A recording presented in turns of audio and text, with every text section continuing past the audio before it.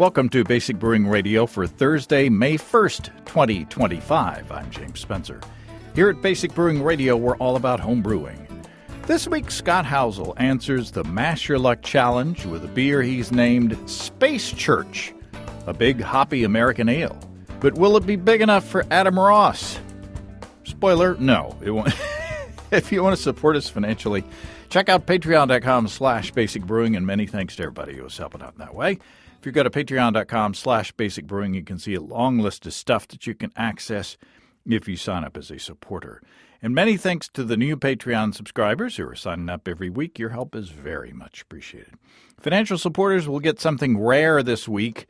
We had 2 of Scott's beers left over after recording this episode, so we recorded a post-show tasting of those. The beers were delicious. Was the conversation entertaining? I'll let you be the judge. There was a lot of rambling, fueled by delicious beer, and I'll send that out to financial subscribers by Friday. Adam Ross of Twinspan Brewing has stalked yet another Basic Brewing Radio alum. Greg McGill and his wife Alex from Brewocracy in Hamilton, New Zealand, are in Indianapolis for the Craft Brewers Conference this week. Turns out so's Adam, so I reached out to both of them, and I have photographic evidence that they did meet in person. There's no word yet on whether they'll continue on to beer drinking extracurricular activities, but I'm happy, it's a Freudian slip. I'm happy that they got in touch.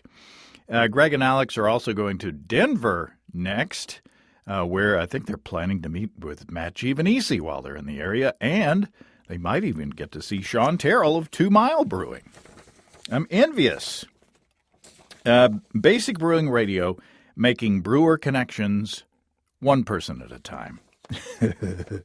I got to brew this past weekend. I brewed my starter lager. That's a salute to our Canadian friends up north. I'm going to use the yeast cake from that to brew my Mash Your Luck beer, my big UK triple IPA beer. I brewed my starter beer with L51 Never from our friends and sponsors at Imperial Yeast. I didn't make a starter. I pitched at 56 degrees Fahrenheit or 13.3 C, and the airlock was bubbling before breakfast. I added around 8 ounces or 237 milliliters of maple syrup. I meant to add it at the end of the boil, but I forgot, and I added it after chilling. I don't think that'll be an issue. I hope not. Never is the first in a series of 3 lager yeasts released recently by Imperial. Next came L55 Kanpai, perfect for brewing clean, crisp, and exceptionally smooth Japanese lagers. I'm planning to brew something with rice, maybe, with Kanpai. That'd be a wonderful porch-sipping beer. Then comes L29 Looker, a yeast from the southern Czech Republic from Imperial. I met with homebrewer Detlef Kortke yesterday and recorded a show for next week where we're planning to brew an experiment with Looker. More details coming up in the next episode. Many thanks to Bruce at Imperial for setting us up with the yeast. Ask your local homebrew store how you can get your own L51 Never, L55 Kanpai, and L29 Looker. With 200 billion cells in each easy-to-open package, I'm even able to skip the stir plate with moderate gravity lagers. Check out all the dependable deliciousness at imperialyeast.com. That's imperialyeast.com. Okay, it's time for another Mash Your Luck challenge.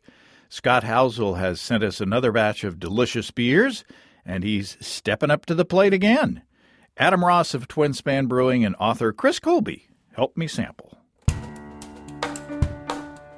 Scott Housel, welcome back to Basic Brewing Radio. Great to see you guys. It's been a little while. Adam Ross from Twinspan Brewing up in Bettendorf, Iowa. Welcome back. Yeah, happy to be here.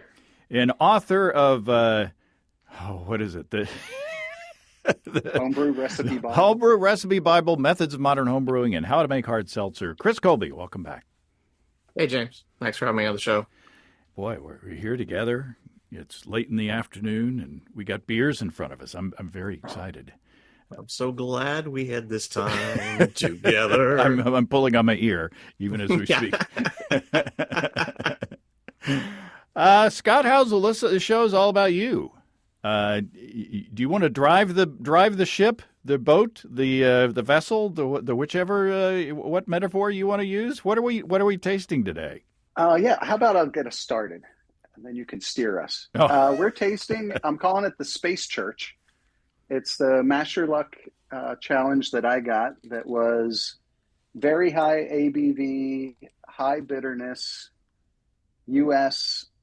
ale. Amber. And what's the other one? Amber, yes, Yes. and amber in color. So I ended up at 10.5. Woo. So I feel I'm a little low for very high, What? but What? we'll take it. Yeah, Adam wants 12, and Them's the rules, James. It's 12 and up It's- for very high. Oh, no. I can accept this. So what I did, we got Pale Ale Malt 2-row by Brees. That's 54%. That's a 3.5 Levabon to push the color up a little bit.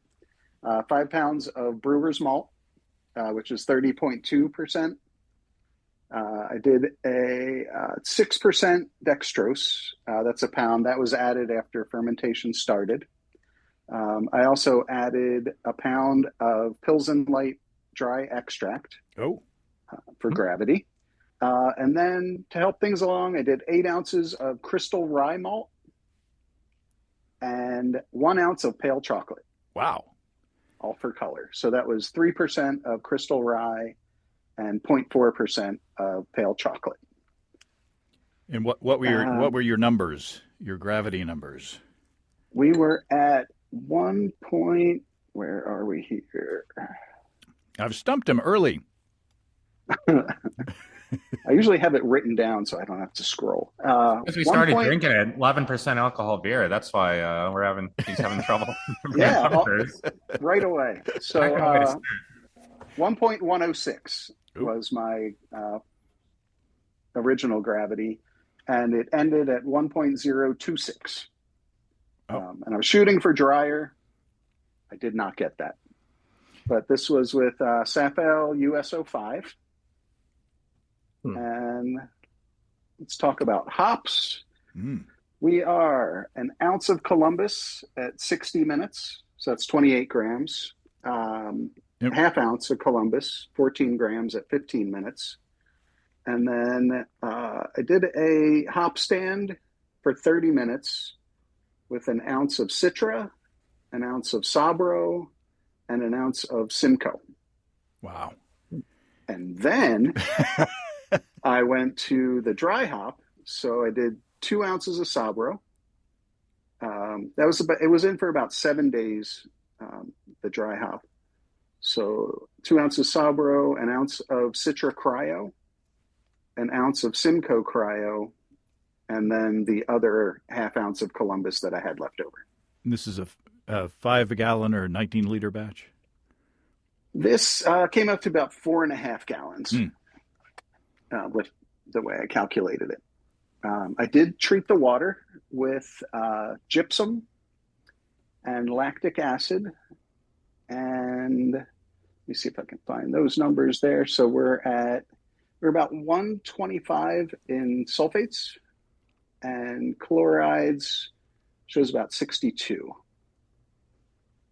And then I do not have any kind of special oxygenation.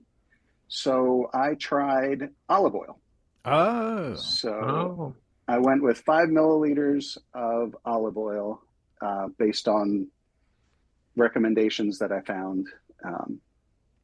And unknown whether that changed things much or not. You used Safale dry yeast.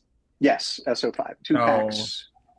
It's a little bit of putting a hat on a hat because you don't need to Oh, add any extra, what is it, sterols or whatever with dry yeast. You don't need to oxygenate dry yeast. Well, then maybe it's nice and oily. I'm going to use it on a salad later. I remember. No, I mean, you don't taste it. There's nowhere in this is like, oh yeah, that's olive oil. Yeah, and I never ended up with, like an oil slick on the top of the liquid or anything like that. And it's holding foam really well. It did not affect foam. Yeah, I remember I led a a panel discussion at HomebrewCon one time many years ago, and somebody from the was going around talking about olive oil for oxygenation, and somebody from the audience said, "What do you think of olive oil?" And I said she was too skinny, but I was proud of that one. Apparently, still am. Wow, this is it does taste it. It drinks big, and boy, we're supposed to be high bitterness. I think you got it. It is high bitterness. Not too high for my palate. I don't think my wife Susan would care for it, but I think the bitterness cuts through whatever. It doesn't taste like it finished as high as the numbers show on my palate. The calculated IBUs were 91. I'm getting the bitterness. It's and I don't know the way some brewers finish these days with some of their beers. 26 isn't that high in my opinion. So I mean, like the bitterness it's doing a little more than balancing it out. This is, I think, I wouldn't say like very bitter, but it's aggressively bitter. Mm-hmm. Oh, bitter. Yeah, I would concur. There's definitely enough to balance the sweetness and the body, and it maybe even goes a little bit beyond that, shifting to. I think actually that the balance is pretty good. Or if we're talking about 50-50 being good, it tastes half sweet and half bitter to me. But yeah, there's a good chunk of bitterness in it. It's giving me Bigfoot vibes for sure. Sierra Nevada Bigfoot. Oh yeah, I think Bigfoot, if I can remember correctly, has a bit more of a malty perception. It's been a while since I've had it, but it's if my memory serves me, it's a little sweeter than this. I almost never start drinking with a beer that's above 10% alcohol. This, I think, this tastes, and maybe that's why to me this tastes heavier and sweeter than Bigfoot. But I don't know if I've ever started a drinking session with a Bigfoot. You haven't kind of the end of the night beer. That's not a 4 o'clock in the afternoon beer. I think it's good. It's something you don't. It's not something that I want to slug down too quickly, which is probably a good thing. I think the bitterness is a nice sort of impediment to. It's kind of a speed bump on my palate. But I think the bitterness balances well with whatever else is going on. I don't remember hearing any simple sugars. Did you put any sugar additions? I mean, you put malt. Yeah, he put dextrose, right? Well, yeah, I had dextrose. Oh, okay. Pounded dextrose. Okay, yeah. Okay. I missed that. That's surprising. This is still pretty full and heavy for using a pound of sugar. Do you think that, a lot of times with malt extract, there's a lot of, malt extract beers, if you're not careful, they can tend to be, to finish higher in gravity than you would expect. So do you guys think that might have something to do with it? It could, yeah. The fermentability of a wort made from strictly malt extract is generally, what is it, higher or lower? Lower. It's less fermentable. Yeah, there's more unfermentable sugars in it from the condensation process So yeah, it's because he had some Pilsner malt extract. Was I right about that, Scott? Yeah, Pilsen Light. Mm-hmm.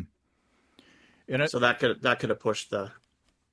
And there was some speculation at some point, and I think one of the magazines, either Brew Your Own or Zymergy, did a kind of this survey, this big chart of the characteristics of all these different malt extracts, and the numbers varied widely as far as fermentability and all that.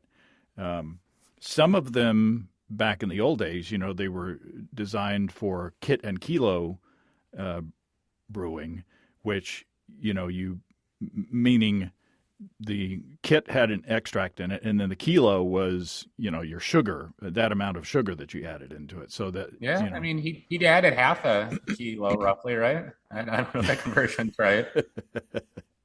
No, yeah, that's a half. Yep. Yeah, the yeast you used, you said it's SO4, right, or was it O5? SO5. O5. You still got 75% fermentation, EDF. Which is in line for that.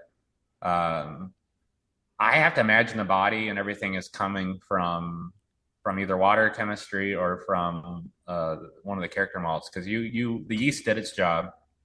I don't think it's wordy at all. I have to imagine it's not the dry malt extract. It's something else here that's giving us that just heavy, ponderous kind of character.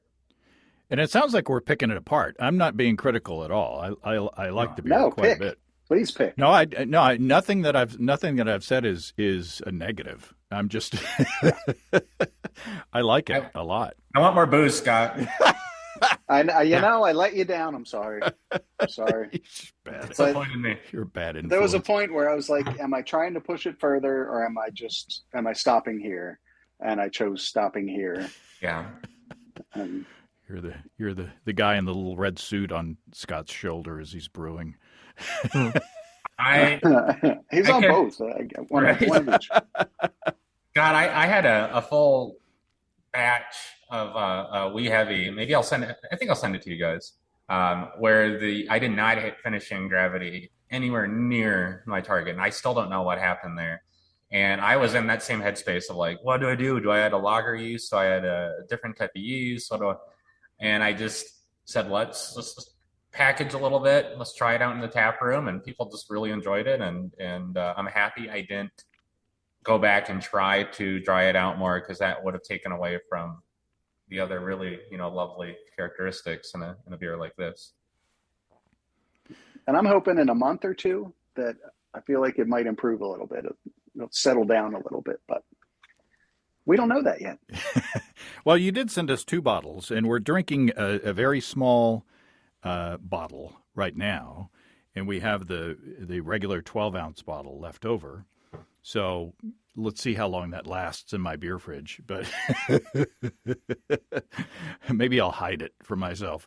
But it would be interesting to taste how it ages over time. Hoppy beers, I tend to like them fresh. Like Bigfoot, I tend to like drinking Bigfoot fresh, Sierra Nevada Bigfoot, just because I like the fresh hop character, and over time it just seems to dull, and it's you get it just becomes a stale beer after a while. Yeah, we do a vertical of Bigfoot every year, some beer friends, homebrewers and me. And I've talked to other beer nerds. It seems year 3 is kind of peak for Bigfoot, to where it seems like a really nice, almost English barley wine. It takes less than a year for all those hops and American edge to kind of drop off. But yeah, year 3 is fantastic. And then, I mean, I will always drink no matter what year Bigfoot, but you hit a point of diminishing returns after 3 years. The most enjoyable vertical tasting I remember having was at I believe the first Great American Beer Festival we went to. Alaska Brewing had a vertical tasting of their what's their famous it is a smoked porter, right? They have their smoked porter, and that was really interesting, the way that the smoke flavors evolved over time. That was a lot of fun. It's not pertinent to this conversation, but there it is. I'm old. I tend to just talk about things that happened in the past. So good. I think it's good.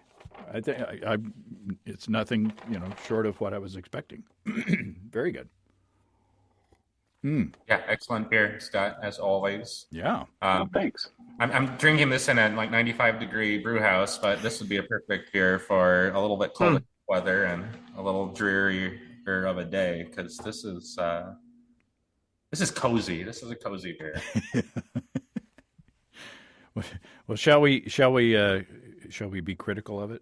I don't know if I can do math anymore, but let's try. Oh, I thought I already was. Oh, no, but I mean officially with numbers. We have our numbers here. Oh, with numbers. So we mean with numbers now. So the characteristics: very high ABV. I know what Scott Adam's going to say. He's doing a thumbs down. Chris, what's your definition of a very high ABV? I don't know. I mean, to me, 10.5 it's more alcohol than per ABV beer than I normally go for, but I don't have a personal definition that I think has any relevance outside of my own trying not to face plant at the end of the night. I'm just writing down. Chris doesn't have an opinion on something. Wow. Yeah. And the time. I accidentally drank gasoline once. Siphoning gas out of a tank, and for me, the bar for very high alcohol is set that day. God. Oh my God! I was like, "Oh, there's the limit. I found it." Don't do that, everybody. Don't do that. And keep your breath mint on hand if you do decide to try it. Don't blow out any matches while you. Holy smokes! Okay, so I mean, I think 10.5% is pretty dang high. So, you might get a ding for that, just based on 2 out of 3. Bitterness high, I'd say yes. Yes. Yeah, there was definitely a bitter crunch to that. Amber. No, mine's amber. I'd say that's U.S. You used U.S. yeast and ale. I think you met the criteria there. Yeah. Okay. The theme / originality worth 5 points. This is the essay part of the contest. Scott, give us your theme. Give us your exposition of how you approach the recipe, how you approach the theme of the challenge. Ooh, well, my main goal was the alcohol content, because that's which Adam says that was failed. tougher to get to. Yeah, exactly. That was the challenge. I used all U.S. ingredients. Everything was U.S. hops, everything, malt. And then, Crystal Rye was not an American. I was looking for caramel rye, and I couldn't find anywhere to ship it to me or pick it up. So I'll allow it. Yeah. And then there's a church that's down on Federal Highway by Fort Lauderdale that when we look at it, we always go, oh, there's the Space Church. So that's how I got the name, and I got the picture off Google, and I just messed with that. And then I called it a U.S. strong ale just because I liked how it looked at the bottom of the label. Yeah, that's what I call it. It's a USA. It's a USA. USA. Yeah. And I mean, that's all I got. 5 points. I say 5 points. We'll just concur. Yeah. That way I don't have to add 3 times, because I've had a few sips of a 10.5% beer. James, I don't think we've all been on a call since I went and visited Scott in real life. That's right. So any Scott now gets bonus points because he's an awesome human and very generous at when we're doing rounds and buying beers, and so he gets all the points, and he knows I'm not really mad at him for not hitting the ABV target. He knows I'm just teasing. Yeah. Oh yeah. Yeah. How did that visit go? Where'd y'all go? What'd you do? We went to Three Sons Brewing. Yep. And great food. I had the vegetarian tacos, and then we did flights of all kinds of I different think we stuff. did everything. I think we tried everything they had on tap. And it was all really good. And what was the one? One was a guest tap, and what was that? 18%. Whatever that was. That was Lua. I go all the way down to Florida, visit Scott, and I'm down there visit my dad. And the place we decide to go to has a Iowa brewery as a special guest. Lua over in Des Moines. Wow. This ridiculous barrel aged 18%. And it's tasty. It's good. It's just ridiculous because it's 18% alcohol. So too much for you? Yeah, I mean, and then I mentioned earlier, some brewers, finish really high, finishing gravity. This was one of those. There's beers that are good, but afterwards, if you feel like you need to brush your teeth, I'm like, go a little drier than that. Yeah. You need a travel kit with it. So who are you going to stalk next? Are you gonna be in? Well, it has to be Chris because he's the only one on the call that I haven't. You going to be down in Austin anytime soon? Yeah, come on down. Yeah, sure. I'll find an excuse. Appearance 1 to 3 or 3 points for appearance. I'd say 3 points. The head's still good foam stand. It was clear. It was the color was right. Yeah. Extra points because you used olive oil and it still is clear with a good foam stand. Good point. Love extra points. Aroma. I thought there was one note in the aroma that was a little weird, but I couldn't identify what it is exactly. I think it might be from the rye. I think the Sabro's throwing me for a loop here. The Sabro is either coconut or dill, and with all the heavy caramel, and I'm only saying this because I've used Sabro in a dark-ish beer before. I think that's what gave me the pause when I first sniffed this. It's not offensive. It's just like, oh, what is that? Yeah, that was I was like, what? I can't quite pick out what it was. So how much of a ding do you want to? Sounds like you want to give a ding on aroma out of 5 points. I'd still give him a 4 out of 5. That's good. I think so. I agree. Okay. That's very nice. I would go 3 to 4, I think, myself. Oh. You're your own worst critic, Scott. Okay, the biggie flavor up to 10 points. Oh, it was good. I'd give him a solid 8, and that's a good. For me, that would be a good score. I think it's dang tasty.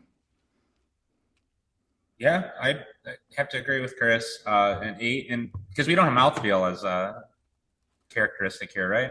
Correct. Is this symmetric? So I'm going to lump it into here because it's just a little heavier than what I want. A little more. I don't want to say flabby. That sounds bad. It's a little just heavy. Just kind of lays down on your palate. And finally, finish up to 2 points. I think it finishes fine. 2. All right. So did Adam? Did you say you wanted to give him a bonus point in there somewhere for being a nice guy, or what? Yeah. Let's do it. Why not? All right. I'm not trying to buy points here, man. Yeah. Just make sure you stockpile those points, Scott. We are probably heading into a recession, so keep them locked up safe. All right. Of course, he sent us free beers as well. So. Yes. So 23 out of 25. I think that's dang good. That's dang good. I'll take it. And I love the name Space Church, by the way. I mean, I know you said the story there, but that's just a cool name for a beer. Yeah. Goes good with space pants. So, yay. That was good. So you want to spin again. But should we have another beverage to sample before we get to the second spinning? I think we should. Or the second. I think we should too. I don't know why I called it the second spinning. What should we go on to? A grape ale sounds interesting to me, just because it's got a interesting ingredient. Let's do it. That might wash out some of the thickness. Okay. give me a second, and I'll go grab the grape ale. Now we get to talk about Chris when he's gone. Cool. This is this, or if you want to talk about the beer. Yeah, go ahead.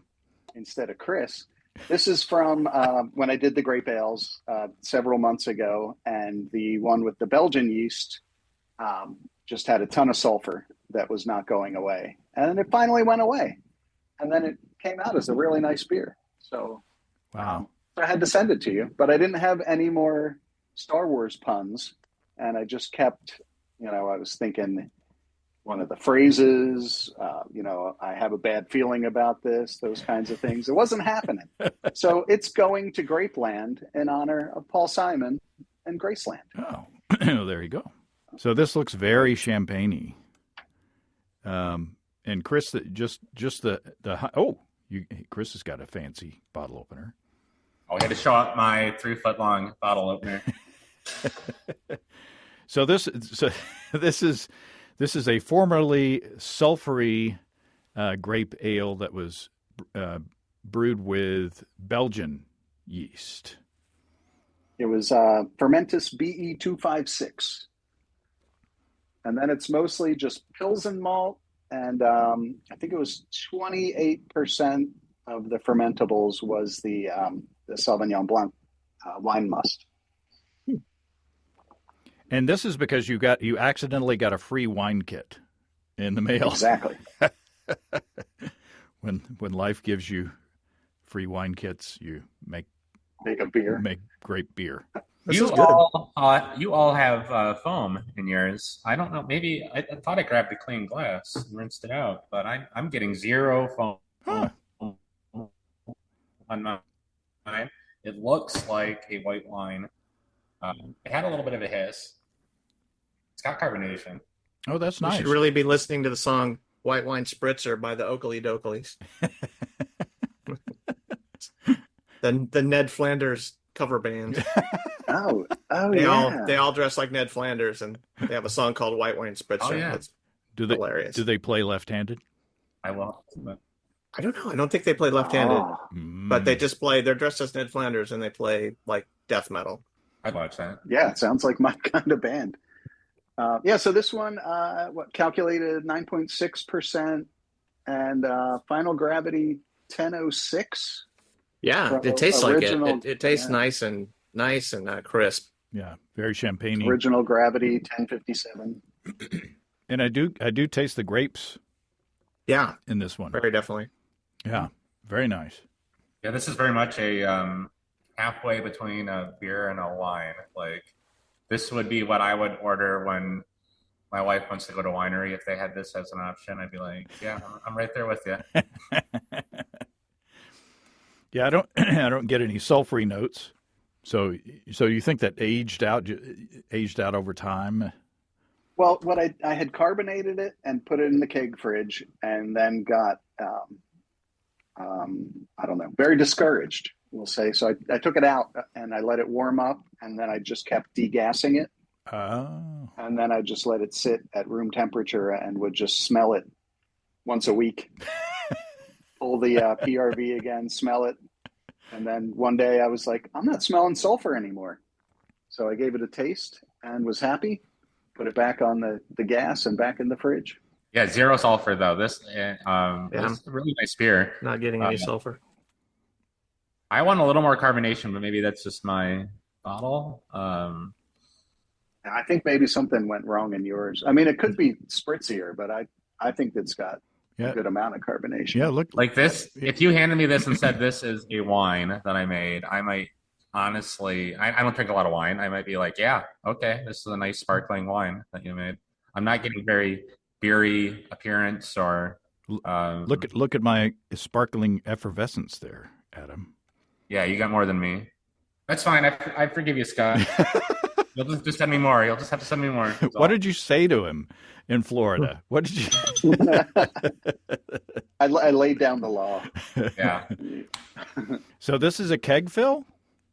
Yes. Wow. Yeah, with my Blickman beer gun. Oh, fancy. Yeah. I don't know. So are those as hard to work with as I've heard? I don't think it's hard at all. The beer gun is just, you got this little thing on the back to purge it with CO2, and then and then you pull a trigger like a gun. And, did you have a CO2 volume target? or were you just for shooting for ordinary levels of carbonation? I tend to carbonate a little high, especially when I'm bottling. I have it set at like 20 psi, and then I turn it down a little bit. Once I think it's carbonated, we'll call it 17 psi. I'm not sure what the volumes is for that. It's good, yeah. And at 9.6, it's like dangerously drinkable. Yeah. If I had this on tap, I'd get some people in trouble. I know that. Yeah, I like having like a half a glass with dinner a lot of times. It's a great thing about having a keg. Yes. You can do a half a glass. Well, shall we roll again? You've volunteered again to step up to the virtual plate and roll the numbers once more. Yeah, let's roll. Okay. So the way Mash Your Luck works is we have ABV, bitterness, color, type, and origin. And each one of those is randomized so that, for instance, here we have ABV, and we have from 1 to 5. 1 is very low, 2 low, 3 medium, 4 high, and 5 very high. So I know what Adam's rooting for. So here we go for ABV. Big money. That's very high again. That's very a high 5. again. Oh man! And you get a joker at the end if you want to re-roll one of the categories. We won't force you to make it gasoline strength, Scott. Okay, good. Okay, and we move on to bitterness. We have low, low to mid, balanced, high, and very high. So here we go. Whoops, wait, here we go. Ah! That's another 5. Very high bitterness. Oh man! Wow. All right, good. So you guys will be tasting that same beer again in a month.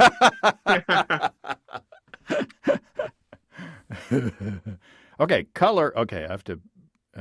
We have 1 to 6. We have pale, gold, amber, brown, black, and red. So here we go.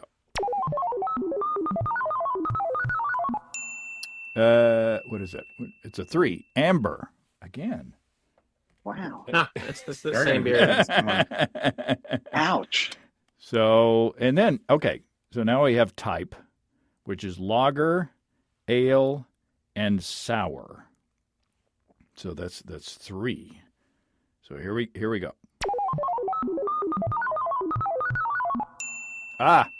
Lager. There you Oh, go. Lager. So something different. And then here comes the biggie. I think it's U.S. origin is U.S., Germany, and I contend that we should change it from U.K. to the British Isles because Deal. that will bring in Ireland. Because they're, as I understand it, they're not a part of the U.K. and don't want to be. Okay. And they do like to drink beer, so Yes. they qualify. U.S., Germany, British Isles, Belgium, Australasia, Scandinavia, world, and fantasy/sci-fi. There we go. So here we go. Germany. Ooh. Oh, that's good. I'll work with lager. yeah. So we have very high ABV, very high bitterness, amber lager with German influences. Anything that you want to re-roll, Scott? Oh man! I think it's got to be the ABV. You can see Adam's heart just melt.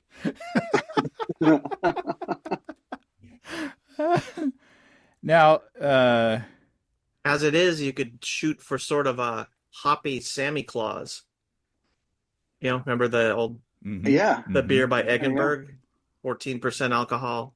It was at the time, I think, the biggest beer in the world. I should also point out that Scott still hasn't achieved very high alcohol.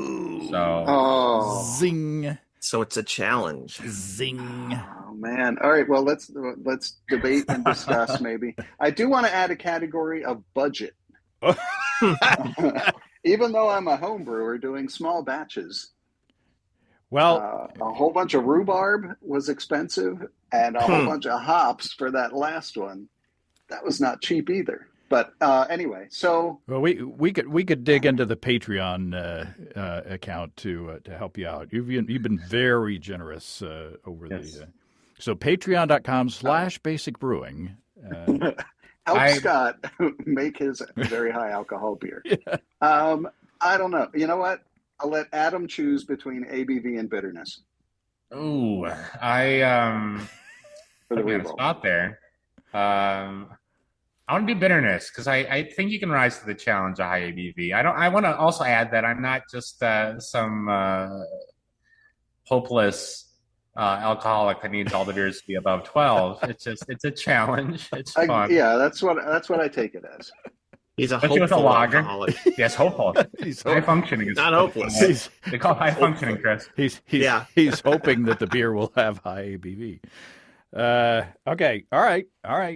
Let's do bitterness again. Now, can in this group for this role, can he get the same number again? No. No. Oh, who said that? No. Yeah, it should be different. Okay, so I'm switching it to 4 numbers. So we're going very low, low, medium, and high. Okay, here we go.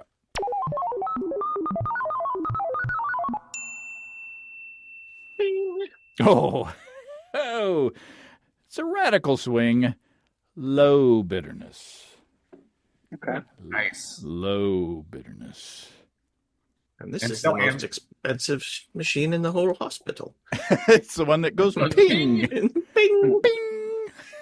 Yeah. Bring in the the administrator's coming. Switch everything on. Bring in the machine that goes ping. Aren't you lucky? Okay, so we got very high ABV, low bitterness, amber, lager with German influences. So, Chris, with those characteristics, what are you thinking? I'm thinking Santa Claus. I mean, that's almost dead on for what that was. There was. I mean, they had a dark version of Santa Claus, which was a little darker than amber, but not that much. And there was a pale version too. But look up Santa Claus. Get some of that. Yeah, I had one. Yeah, I had one at Christmas, and I think I had one in January because I got 2 at Christmas. You were a good boy. I was going to say, I think, Scott, you should think of a. Have you ever heard of Doppelsticker Alt? It's a double secret alt beer, which since we don't have a category for these hybrids, I think alt or Kolsch would fit into a lager or ale. I think I'd be tempted to try to do a triple secret. I'm not going to say triple in German. Triple secret alt beer. What's the other word? Secret? It's Doppelsticker Alt, I think. Okay. Like Sticka. Yeah. I think this time, I've got to make the starter beer, and I think I got to do a reiterated mash. I got to learn from James. Oh, yeah. Don't mess around with just pitching extra yeast. Go the extra mile. well, the yeast that was just announced from Imperial is Looker, which is a Czech yeast so that's sort of in the region. It's a lager yeast as well.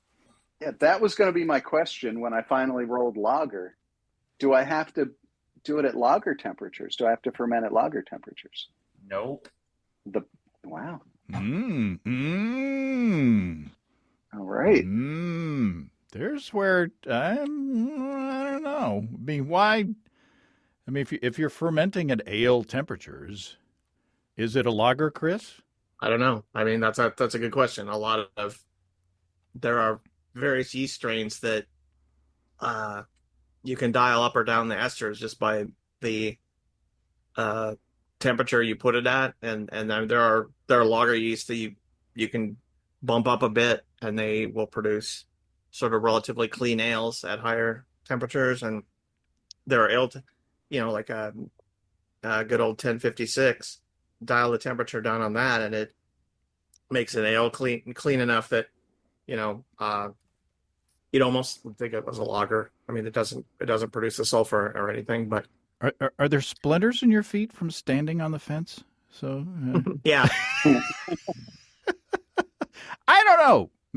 I'm thinking. I mean, it's a. I don't know. It's a lager. I think biologically speaking, Saccharomyces pastorianus is its own species of yeast, and that is a lager. And so do with it what you may, as long as you're using. I mean, yeast. it's. Do you have a fermentation fridge? I don't right now. He lives in Florida, which is a challenge. Oh. And here we are in April. Not if he's under pressure. It's not a challenge. That's right. I even had my hand in my pocket. Yeah. For this last one, I did like the swamp cooler thing, just so I could keep the temperature at about 70 instead of 74. So just kind of to keep control, so it didn't get out of hand. But yeah, I'm ready to get a fermentation fridge again. But I've been getting away with not having one, so.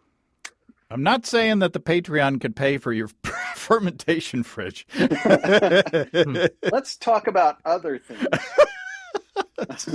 Scott's Amazon wish list. GoFundMe for this. Yeah. Oh, well, we have more beers to try, but maybe we'll do that after the after show.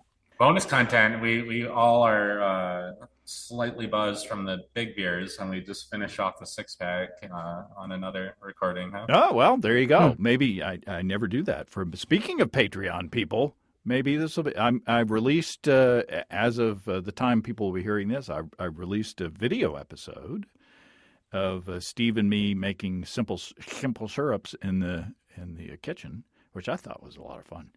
I didn't mean to insult your kitchen, James. Yeah. I sent Adam a preview, and he said, I didn't think because I did a thing where I turned the camera around and showed the rest of my kitchen, and Adam not insulted, but he was just commenting on the diminutive status of my kitchen space. I didn't say it was small. I said smaller than expected. There's a world of difference there. If I had a nickel, you talk pretty big, James. If I had a steam juicer and your smoked habanero powder. If I had a nickel for anybody, he commented on smaller than expected. I could afford to pay for Scott's ingredients. It's big enough for me. It works just fine, my kitchen. It's how you use it. It's how you use it. There's plenty of cooking. There's plenty of cooking going on in that kitchen. Plenty of cutting space. I don't know. What are you get these, we watch these home improvement shows, and people got these giant kitchens with their giant islands, which, I bet you that, like, within 6 months of people having those giant islands, it's full of crap. It's full of people's stuff that, they come in from work, they come in from school, they throw it on the island, and it's just a big pile of junk mail and, shoes. I don't know what people put in there, but anyway. James, for me, it was years, literal years of watching you in your kitchen, and then you turn the camera, you break the fourth wall. This is an advertisement for your Patreon, because, like, you got people who are fans, you got to see this. It's like watching Seinfeld for years, and all of a sudden they turn and they show that there isn't a wall there. It's just boom, boom, boom, boom, a series of cameras on. Yeah, it's earth-shattering. Well, I'm sorry I deflated your expectations. What did you think was going to be? I mean, what? I'm all defensive about my kitchen now. All right, let's go. Let's keep recording and charge people to hear the rest of this crap. Shut it down. All right, guys. Scott, as always, thank you very much for brewing wonderful stuff, and I'm looking forward to tasting the other 2 beers that we have here in front of us. And Always a lot of fun. And Adam and Chris, thanks for just drinking beer and talking. No worries. Adam, looking forward to your beers. Yeah, they're coming. I gotta let this English brown ale that I brewed today get ready in time so I can send it to Chris. Oh gosh. Yeah, send him a brown ale. Maybe you could just put together a shipment now of the beer. And then later, a special one just going down to Bastrop, Texas, of the brown ale. I'll be sitting outside and I'll have my rifle on my lap, and when the UPS guys out, it'll be like, keep moving. Is that beer as brown as your outfit in your truck? Well, keep on going. Keep on going, you little mister. All right. Thanks, guys. Thanks again to Scott. Another big beer. Let's see if Scott can brew something big enough for Adam. Also, thanks, of course, to Adam and to Chris for helping me to taste along. I'll send a link out to financial supporters by Friday to the remainder of our conversation as a bonus. The beers were good. If you've been yearning to hear us talk off topic, then you're in luck this week. Well, we had fun anyway. If you have brewing questions, show suggestions, or just want to say howdy, write to james@basicbrewing.com, or just fill out the contact form on basicbrewing.com. And please don't forget to tell us where you're from. Check out our mobile-friendly shop at basicbrewingshop.com. Thanks to everybody supporting us through our Patreon page. Special goodies coming your way. Check that out at patreon.com/basicbrewing. So until next time, until then, thanks for listening, everybody. I'm James Spencer. Production help for Basic Brewing Radio, and our website is provided by Kelly Dodson. Basic Brewing Radio is a production of Active Voicing. We'll talk to you next time, everybody. In the meantime, stay well and stay tuned. So long.